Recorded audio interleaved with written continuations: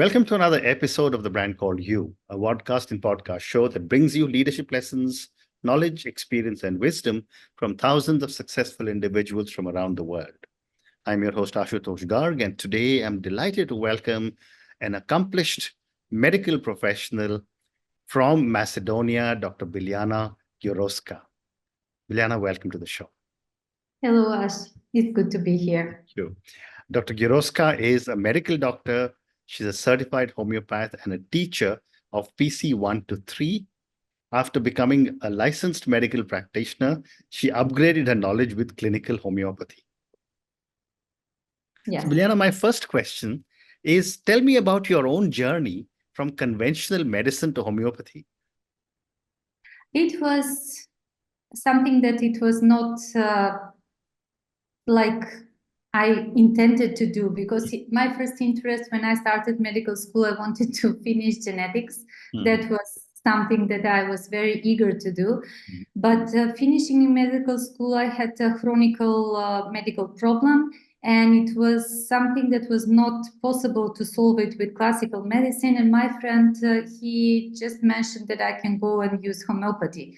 So I went as a skeptic, real skeptic, and started with homeopathy. In 1 year or so, this chronic disease was completely gone.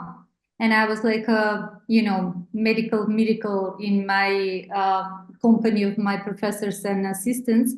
But really, the chronic disease was gone. And this started with me that maybe I can finish homeopathy for myself, not to do it professionally, but to finish homeopathy for myself.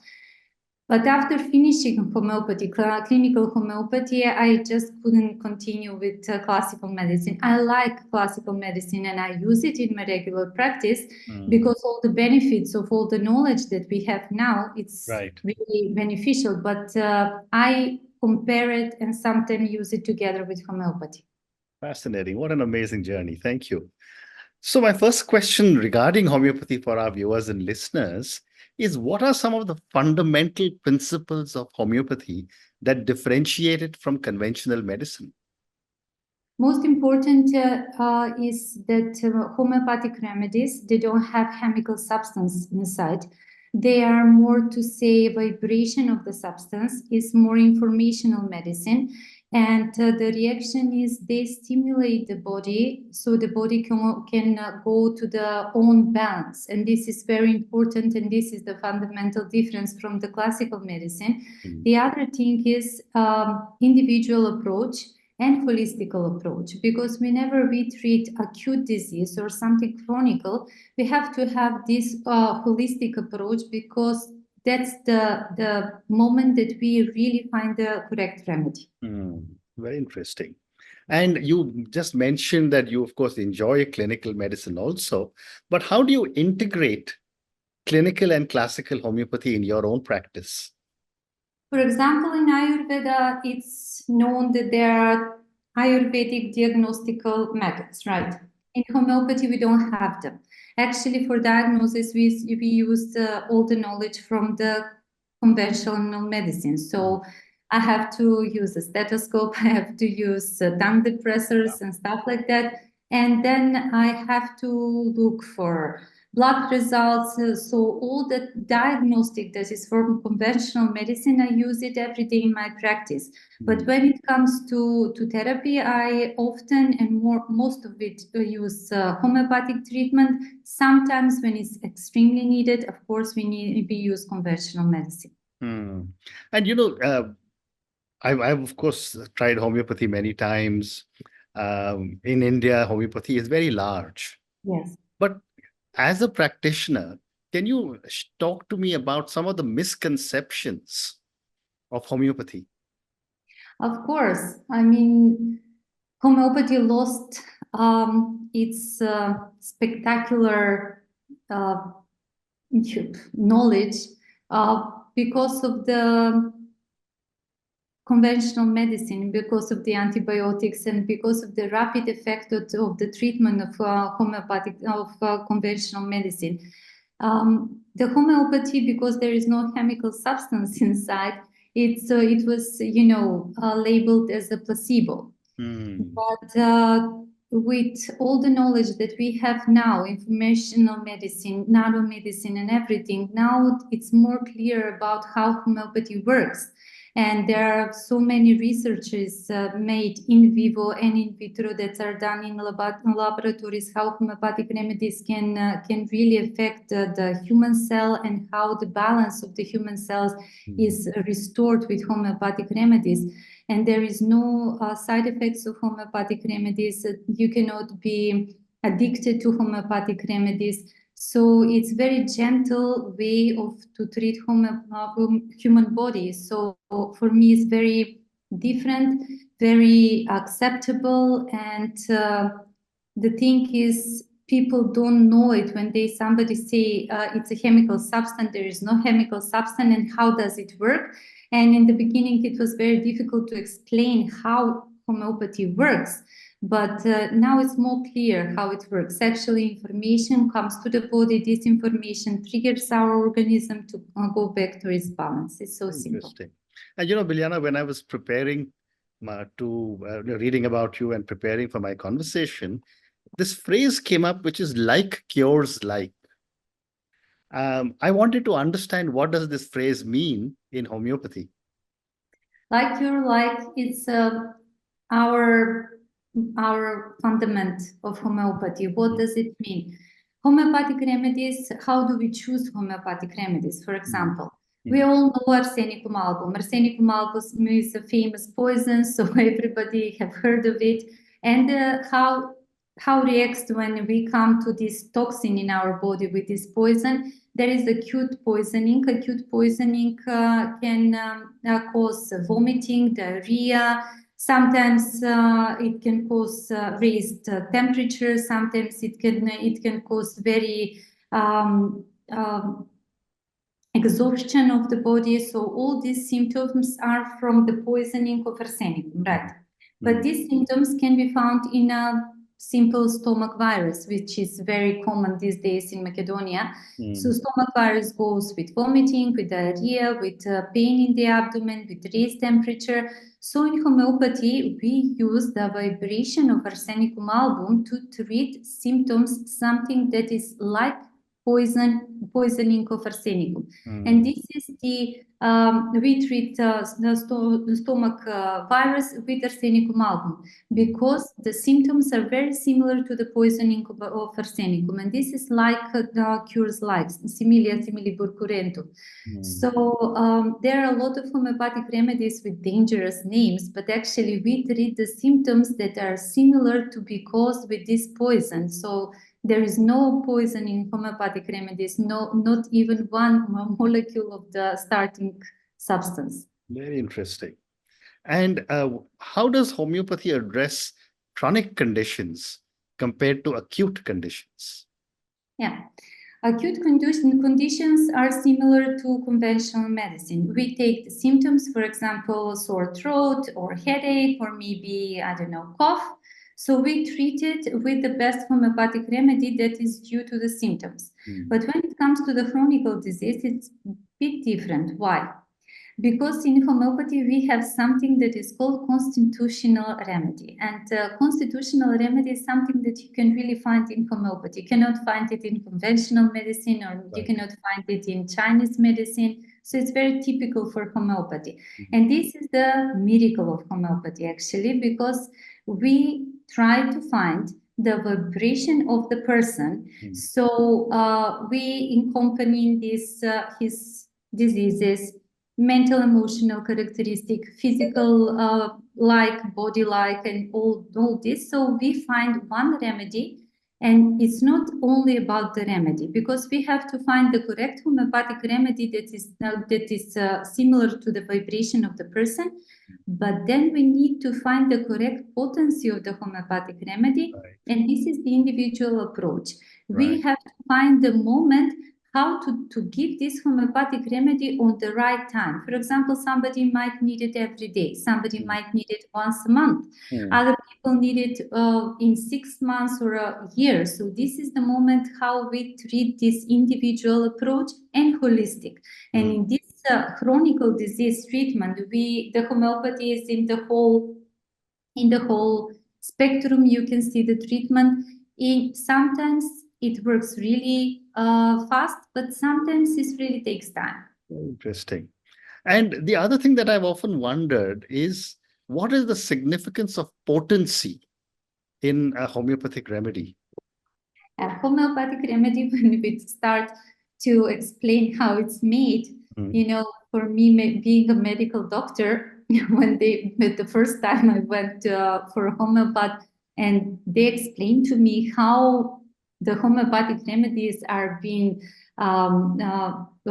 reduced, and I was just, okay, this is not possible. So homeopathic remedies, they are made with different potencies. They can come in D potencies, which is 10 potencies. Actually, they can come in 100 potency, in millennia potency, and so on, so on. What does it mean? In homeopathy, how many times the homeopathic remedy is diluted? More diluted, it means stronger, the potency of homeopathic remedy. And this is very funny when you explain that actually there is less substance of the in homeopathic remedy, that this remedy is stronger. And this is when people start to laugh very often. But it's true, because the process of potentization of homeopathic remedies, they become more stronger and deeper in action. So means that that physical body, usually we use low potencies when we treat physical body, but when we go to a mental emotional situations, we go with higher potencies, which are very subtle but very deep in action. That means that restoring the mental emotional situations, problems, health issues, we need to go with higher potencies with deeper action. Great response. Thank you. My next question, Biljana, is how can homeopathy be integrated with conventional treatments? Actually, I see it as a very balanced approach to treating people. Because, for example, I know that even in France, Russia, Germany, some parts of UK, people are treated this way. Because when you come with a mild symptoms of something that can be treated with homeopathy, it's really good to start something that you know that will not raise some side effects, or maybe it will produce a deeper problem in the patient. So it's very good to start with homeopathy. If it's not reactive, then we can continue with conventional medicine. And I'm doing that every day, because in the situations I have, if something is possible to balance it only with homeopathy, we go like that. But for example, I treat a lot of patients with really deep chronic problems for which they've been taking conventional medicine for years. We cannot stop that. For example, they're older persons, they're above 60, and I cannot stop antihypertensives because they're used to it. So we go with combination of conventional medicine and homeopathy in these cases. Amazing. And what are some of the more common ailments that you treat with homeopathy? Being in Macedonia, and we are quite few homeopaths that work professionally here, we work with really everything. We work with a common flu, with some childish diseases, then we come to a very serious, like a carcinoma, like autoimmune diseases. On daily basis, and are mostly the common cold situations like that. But if I go through 1 month, it's usually the chronic diseases they come from. Situations like thyroid problems, which are very often with the problem with high blood pressure, high cholesterol, then patients with some autoimmune diseases that are regular that come here. And of course, in treatment with very heavy conditions like carcinoma, we never go just with homeopathy. We go conventional medicine, palliative treatment in the situations when they need to raise their immunity or to help them with chemotherapy. That's how we go. This is like, but we have everything. We really have everything. Okay. Okay, wonderful. And can you also talk to me a little bit about the role of patient lifestyle and diet when it comes to homeopathic treatment? I don't, I don't say anything about diet or a lifestyle because we live in such a busy world, and it's very important in homeopathy, even from the time of the father of homeopathy, Samuel Hahnemann, that alcohol, cigarettes, or using menthol is something that is not recommended while Yeah. using homeopathy. Mm. But living in a world like we have, because my mentor, she was from Germany, Mm. and when I mentioned that I recommend my patient to stop smoking, drinking coffee and alcohol, and she said, "You have patience." Mm. So it's actually in this world that we are living. Yeah. I would rather really be open to help them. The effect of cigarettes and coffee and alcohol may reduce the effect of homeopathic remedy, but actually they will get the treatment from the remedy. So I recommend, but really gently. And about lifestyle, I cannot say go easy, Mhm. be stress relief, because stress is everyday common for all people. Mm. So I'm the one who is actually balancing with their everyday issues, because it actually, I'm working as a medical doctor, as a homeopathic practitioner. My role is to help, not Mm. to change them, but really to help Yeah. when they need it. Well said. Well said. And can you also tell me a little bit about the safety and side effects of homeopathic medicines?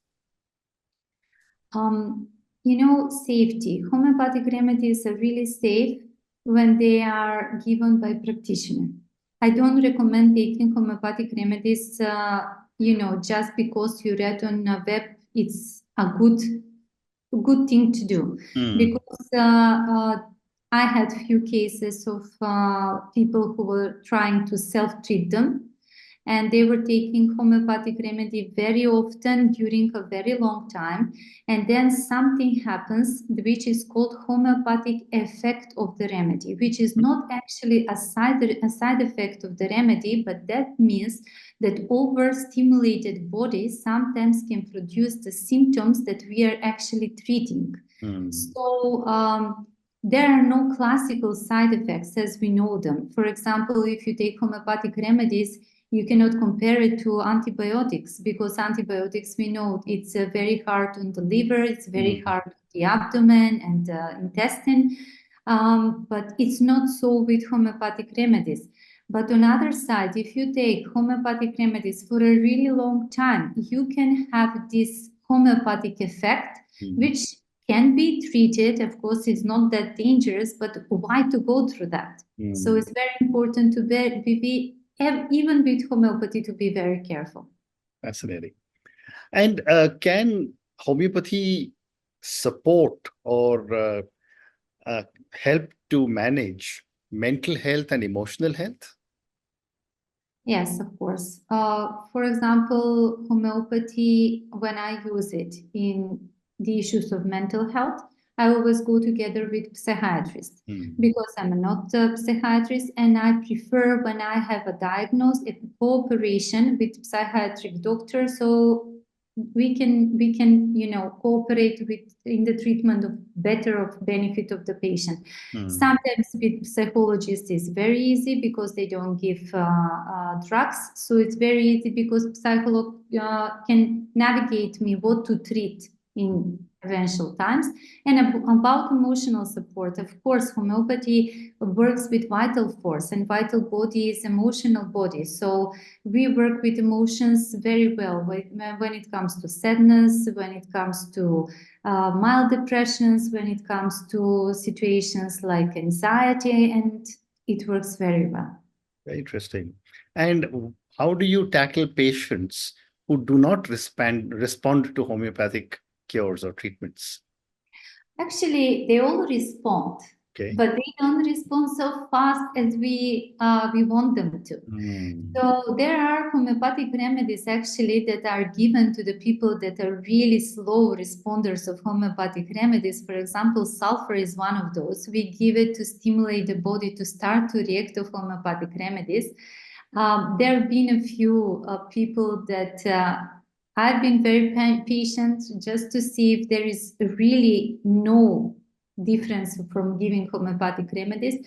But actually, at the end, they all react. Some react really fast in a days, and some reacts maybe after 3 months, but they react. Interesting. So, Biljana, I have time for 2 more questions. Of course. Can you share a success story from your practice where homeopathy made a significant difference? And I don't want any names, of course. Yes, of course. We work here in our practice with children with development issue. For example, children that we are with autistic symptoms, children with slow development.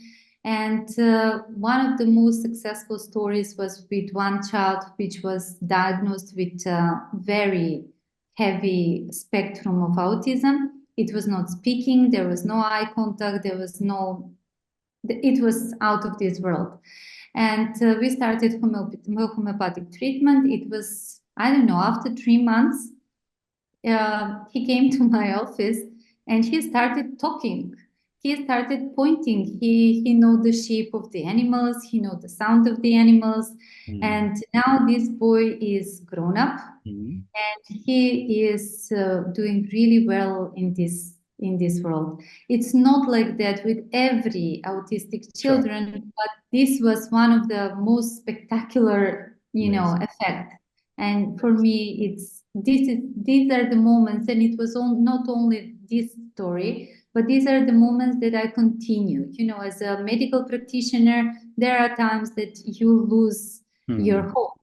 For example, at the beginning of COVID, we all lost our hope because we didn't know what are we facing. But then every bit of success story gives you courage to continue. That is true. Well said. And my last question for you, as a homeopathic practitioner, how do you see the future for homeopathy in global healthcare? Hopefully, it was World Health Organization agenda by the year of 2021 to integrate all the branches of complementary and alternative medicine into the healthcare. But we know what happened 2021. So I don't know for how long this is going to be postponed, but I hope that this world can embrace complementary and alternative medicine in the global healthcare, because it's needed and it is very beneficial for people. So I hope this is going to happen. Well said.